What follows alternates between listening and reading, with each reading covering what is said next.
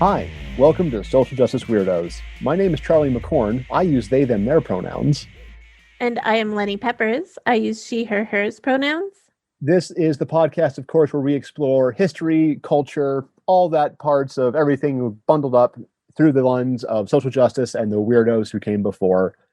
I mean, that's kind of what the show is. Like, I'm not entirely sure what we actually do here, what our format is, but we have good conversations regardless. Absolutely. And I think that's really kind of how all of my jobs go, is I'm not really quite sure what we do there, but yeah, I'm also grossly unqualified for all of my jobs. So Lenny, today, what are we talking about? I'm about to ruin my dream of being on the show Ancient Aliens. Oh, really? Yeah. That was a dream? Like, was your dream to be on that show and say, what the fuck are you idiots talking about? Yes. I've seen very little Ancient Aliens. I've seen a lot of the shows like that. My brother was just on one last week. But I feel that if they had like any indigenous person come onto that show, the entire thing would fucking collapse. Well, that's what I want to do. I want to show up and collapse the whole show. But first, you have to tell us about your brother's alien. Yes. Check out, it's on the History Channel's website, and it's available, I think, probably on, however you watch television shows. I don't know. I'm a cord-cutting millennial. I'm ruining industries. My brother, though, a cord cutter in a different way, cutting cords of poachers and trespassers, works on a ranch in Deer Lodge, Montana, running trail cameras for various reasons. About 2 years ago at this point, he captured this just sort of picture of something. It could be a hiker, it could be a lot of things, but it looks weird. It's always sort of looked weird. And this photo has sort of propelled him, at least the upper echelons of appearing on the History Channel, where he talks about it. The program is called The Proof Is Out There, which, as far as I can tell, is about a man sitting in a detective's office from the 1930s, talking to scientists about how things could or could not be true. My favorite part of the show is they have an anthropologist on there who can't tell the difference between a bobcat and a mountain lion. So whatever opinion she has on my brother's photo, I'm not buying it. That's good, like, argument skills, right? Yeah. I mean, I completely judge people when I very first meet them on whether they can tell the difference between a bobcat and a mountain lion. Which is better than most people in Montana who judge you on how you can tell the difference between a bobcat and a grizzly. Yeah. Local college joke. Yeah, so my brother's been on a show not dissimilar to that, a show that's sort of riding those same coattails. I am super excited to talk about it. Like I said, it's been my dream to be on that show just because I kind of want to go and burn it all down. But good. Also, yes, someone needs to. I secretly love listening to Ancient Alien Theory. Not even secretly. I mean, I have a T-shirt that I wear around that says Ancient Alien Theorist. And I was able to get to 1 degree of separation from Georgios Tsoukalos in trying to get onto that show. I was able to find somebody who knew him, who was able to get my message to him, and I never was the message, "I'm coming for you." Was this message wrapped around a brick and thrown through his window? I can't tell you that legally. That's fair. No more questions, counselor. We would have to start using words like allegedly. Yeah, exactly. And parody/satire, which this podcast absolutely is. Yeah. But before I get into talking about Ancient Alien Theory specifically, we have to kind of look at where the theory of aliens came from, and the theory of aliens building ancient architecture came from. And so there was some oh, please go. No, I just want to say what stupid racist is where it came from, is my guess. That's really the short answer. And we did it. Okay. Hey, so all right. Well, that's another episode. We'll see you next week. I know we say this so often that it's lost all meaning, but is this the white patriarchy's fault? Is that, again, every episode, you'd think it's going to be a different thing, but no, it all comes back together. Charlie, did you read your contract at all? We're not allowed to say white patriarchy on this show. Oh, that's right. I forget we exist on the internet where people will do terrible things to you if you tried to dare threaten the idea of a white patriarchy, ruining and poisoning every part of culture. Yeah, they have asked us not to do that and put it in our contract. Well, and as women, we have to listen to the men. So that's I don't like it, but that's the way the patriarchy put it. Yeah. We're gonna have to cut that out. That's fair. That's fine. Come at me, patriarchy. Charlie McCorn. Enemy of the patriarchy. You know what? James, leave that in there. We're James, give me a cool sound effect when I call myself the enemy of the patriarchy. Like some explosions or a cool electric guitar riff. Oh, guitar riff, all the way. All the way. And leave all this in too, so people understand our process. Yeah. Okay, so back to what we were talking about.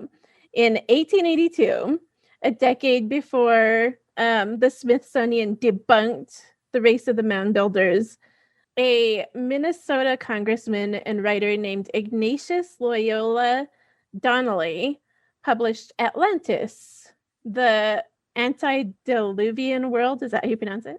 Antediluvian, a word I only know from goth tabletop role-playing games in the early 2000s. It provided another and more elaborate theory of like an Aryan super civilization that diffused technology to the rest of the world. And so they kind of planted this idea that aliens could have come to Earth and built Atlantis. So that gained traction following the debunking of the mound builders theories. And the mound builder theory comes from early American history, where they were able to find these mounds in Cahokia. And they were like, oh, well, then clearly Native Americans couldn't have built these mounds.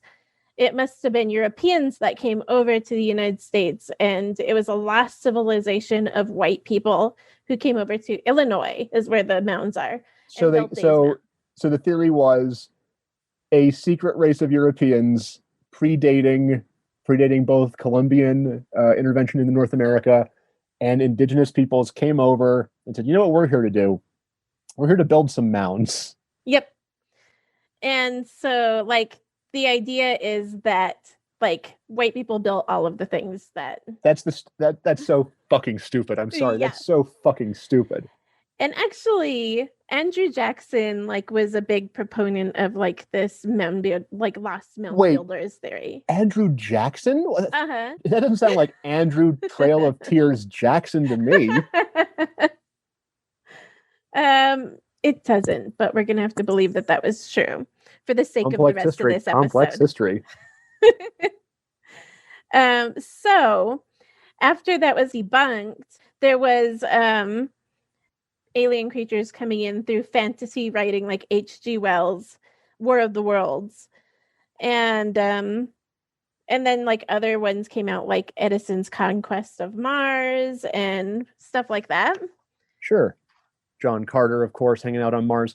They started looking at this other theory about aliens coming to Earth to build Atlantis and kind of thinking about it like on a larger level. But nobody really did much about it until like the 1960s and 1970s when Eric von Däniken and Zachariah Sitchin, I cannot say that name. I feel really, really bad. It's okay. If they were names from an old tabletop role-playing game, I'd be able to help you out. Here, I am no good. But they put a twist on myths about Aryan visitors from lost civilizations predating the last ice age. So a group of Aryan supermen settled in Illinois, built some mounds, and then left without any other trace, is the theory. And so what you're saying is like, so everyone had this idea like, well, the indigenous peoples could not have built these mounds. So it must have been a race of pre-atomic Aryan supermen. Yes. And then once we started writing science fiction, people were like, well, actually, no. Obviously, it was aliens. Yeah. That is ridiculous. And that's where we come in like the 1960s, 1970s with Chariots of the Gods, the book by von Däniken. and it was extremely popular. And it suggested that extraterrestrial life forms, not humans, built structures associated with our ancient civilizations. And then that was kind of followed up with like a series of other books, and was kind of all built on like these theories that came from science fiction.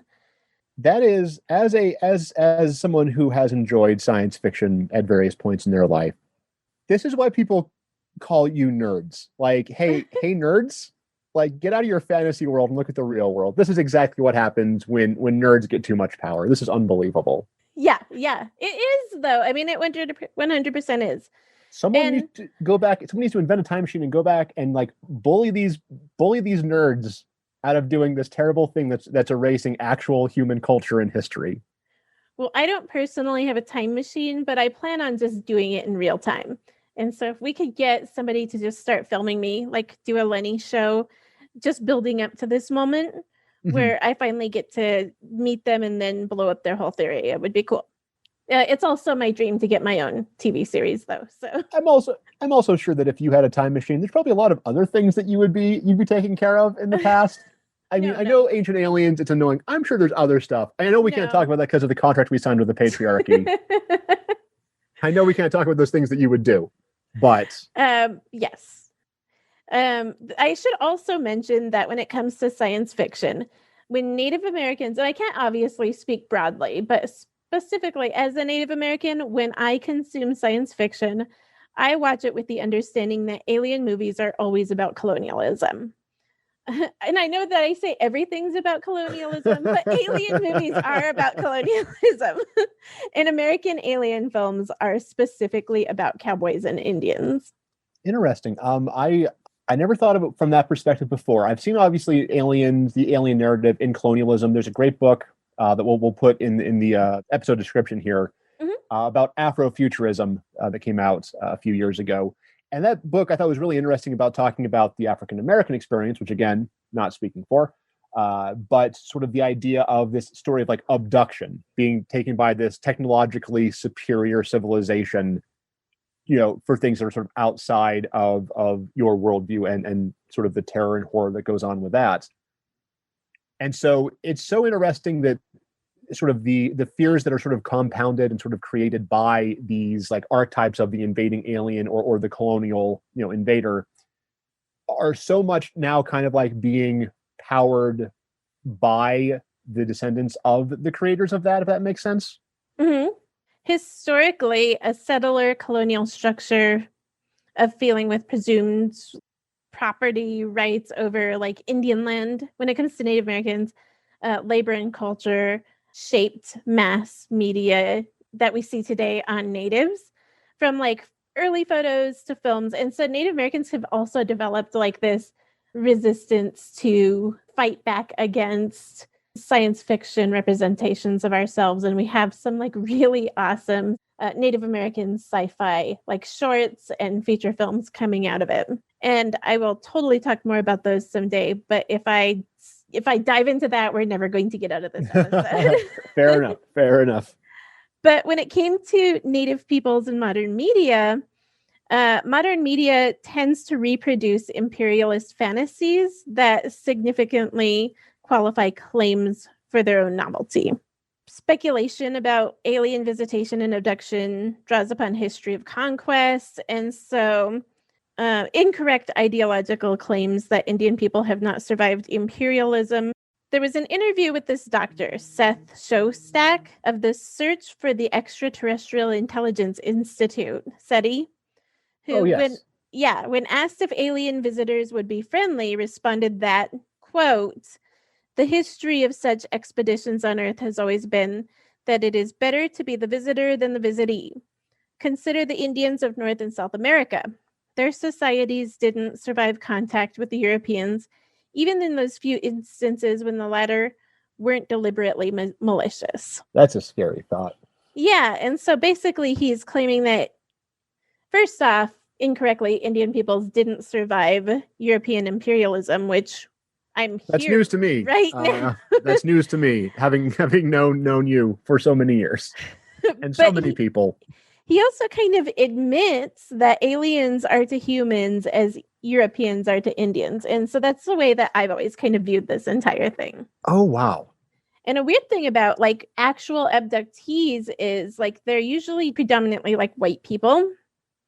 They frequently claim to have a particular affinity for Indian peoples and spiritualities, even argue that in prior lives that they were Native Americans. Hang on. So you're telling me that there are aliens coming down, abducting white people and being like, "Hey, let me tell you about my spirit animal." I mean, kind of. I mean, there's definitely some crossover, which I wasn't able to dig deep enough to find. And the other thing is others believe that Indian shamans are intimate with or have privileged access to extraterrestrial worlds. And so natives are working with aliens, which if we were, we would still run this side of the world. Yeah, I would say, I mean, you're one of my best friends. If you were working with aliens, I feel like you would have told me by now. Yes, I totally would have told you by now. But the problem with these theories is that they undermine the agency of non-European cultures and our sciences and our intellect, and they completely erase all of our achievements. That is awful, and it's just, I guess, endemic of this idea that I guess sort of and if I'm speaking out of turn here, please let me know. But the idea or sort of this feeling of at every possible aspect, like native peoples are just getting fucked by everything. It's like, well, it's either you're getting fucked because we believe that you were destroyed or you don't exist anymore, or you're fucked because of all the, systemic issues that are sort of causing all of the issues that are disproportionately affecting Native Americans. And there's like no, like, it seems like no good balance to that. And that is so awful. I mean, and it's like something that we all kind of know, at least I hope that we all know, but sort of really see it in this context tied to this thing dating back across multiple like art forms and genres and histories and theories and interests and so many fucking nerds. So many nerds. Yes. In fact, I'm in an it's a social justice in anthropology. That's the name of this class that I'm taking right now, but I call it my anthropologist class. and that's essentially what it is. It's like, we are so sorry. How can we be better? Hey, sorry about the last 200 years of everything. Hey, sorry about phrenology. Sorry about that. Yep. Sorry about that land bridge theory. Herdlichka, Yeah, I'm looking at you. Boy, hey, you know what? Sorry about justifying racism. That's anthropology's bad. That's our bad. Sorry for justifying genocide. Anthropologists could have done better. Yeah. Well, that's basically what the class is. So back to what we were talking about, which is definitely still relevant to that class. But like, and it's actually, that class is kind of what got me thinking about all of this. They started putting episodes of different shows on television, and in all of them there's like this underlying ethnic bias against people of color that many white people don't even recognize, when the magnificent achievements of the ancient world are attributed to aliens instead of like Native American people. And what really bothers me about this is that people are more likely to acknowledge that that all of our ancient sites, every accomplishment that we ever did, was done by aliens instead of indigenous people. Do you think it's because, just sort of spitballing here, do you think that maybe that's a cultural thing and not obviously excusing or making excuses for anything, but it's so much easier to just think like, oh, aliens did this because if aliens did these things, we don't have to address our own history of genocide and inequality? Oh yeah, there's definitely like escapism through conspiracy theory here that is happening, which is why like even me, a Native American, enjoys watching Ancient Alien Theory all the time. Sure. But This actual show featured a mix of mostly white male conspiracy theorists posing harmful questions about the legitimacy of human involvement in archaeological structures, and Which, just as we've learned, mostly white male conspiracy theorists are obviously the people that we do not want to trust with fucking anything. Yes, absolutely. And I hadn't actually thought about it, but like looking back at the show, it absolutely is just exactly that. And they're kind of pointing out all of these like racial biases. But Von Donegan himself, who is still a paid producer on the show, actually capitalizes on the racism on these different shows. That is so fucked up. And it spawned a whole it spawned such a genre of television and movement. My brother got to be on TV because of it. Mm-hmm. It's wild. Like I think about when I was a kid and the shows that were on the History Channel that I would have loved to watch now. But now that I'm an adult, the shit on the History Channel is all fucking garbage. There's no fairness there. There isn't. Basically what they're doing is like they're recoding colonization and like presenting it as something else and erasing culture in the process of doing that. And I know that they're interchangeable. I know that they are both representations of sort of the same ideas. But do you think it's better or worse that we went to aliens instead of the pre-Columbian Aryan Supermen? like as conspiracy theories go, they're both fucked up. They're both, I think, reductive. They're definitely erasing huge parts of actual culture and actual people. But I feel like one's better than the other. I did ask myself this question while I was going through this research, and I came up with the conclusion that it's actually better because this actually, even though the show originally started off with Eric Vonnegut, who has extremely racist views, which I could tell you about in a second, but oh boy.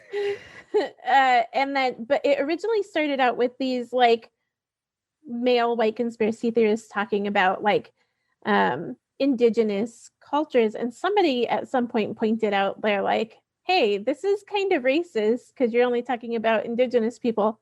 And then like after several seasons they started adding in like non-indigenous architecture and stuff like that, and the like some Aryan leaders got really, really upset about that, and it's like, wait a minute. It was okay when it was just about them, but you're taking away, you're like erasing our culture. And then there's me sitting over here like, so you admit they were taking away they were erasing our culture. Yeah, I'm sure they responded very well to that logic. Which they're famous for. Those giant whiny piss babies. Von Donegan actually published a second book called Signs of the Gods? ? Ooh, I love any book with a question mark in the title. Yeah, in 1979, where more of his like racial views are like more boldly stated. One of the questions was the black race a failure, and did the extraterrestrials change the genetic code by gene surgery and then program a white or yellow race? The way these I'm sorry to be so swearing on this episode, but the way that people like do these like backflips and jump through all of these hoops just to not accept the humanity of people that look a little different than them never ceases to make my jaw hit the ground. Yeah.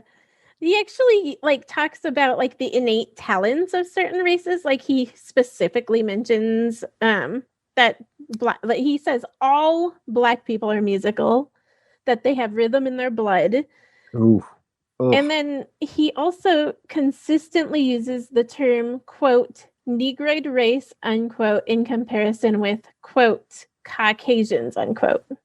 Which is its own like whole history, and you know, the way that we have designated races, the history of that is way deeper than I think we have time for. Yeah. That is wild. And what application do you think we can take with this new knowledge And in today's world, like aside from, like haha laughing at these shitty like racist History Channel shows, I think that like the lesson that I want to take out of this, I think is that let's all quit like jumping through hoops and bending over backwards and doing these incredible stretches of fantological logic, if you will, to not understand like the common humanity of everybody. Exactly. Like, it's startling how much people will just sort of otherize and separate people and just do all of this mental gymnastics when it's just so much easier to recognize the inherent value, worth, individuality, and uniqueness of all peoples. That's the lesson I'm getting from this. Like, one, the truth is out there, and the truth is, Jesus Christ, we got to turn this around. Like, the truth is, racism is terrible. Why won't people understand this? My take is that people need to recognize Indigenous intellectual ownership of our things that we've created, and to attribute them to who they need to be attributed for, but also recognize that there is still, this isn't like a harmless belief. There is actual still, like, it affects us to this day. There is a spectrum of Western denialism used to rescind or reallocate our accomplishments. And there's actually like laws passed that like are based on the biases that we didn't do anything with the land, or we can't do that, we're lazy, or all these other things, that we don't have the abilities to do all the same things that anyone else could do. Wow. Very, very well said. An excellent point, Lenny. And so that's what I have on this episode. I was going to mention that Von Donegan also spent a little stint in jail for fraud as well, and keeping in mind that he's still getting paid to do this show that has real effects on Indigenous people today. Wow, that is a lot. Yeah. But that is a lot.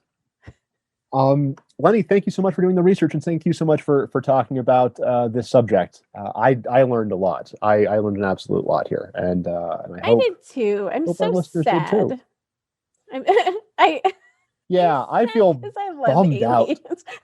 Yeah, like I am so bummed out. One, to learn that you aren't secretly working with aliens.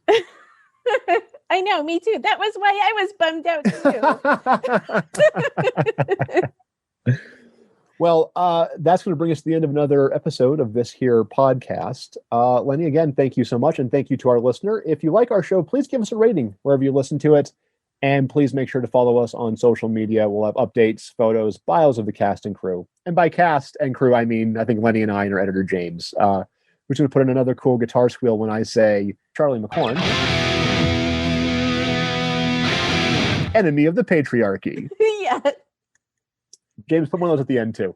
And I guess if there's, is there anything else we need to plug or add? Well, I would love to know what our next episode is going to be about.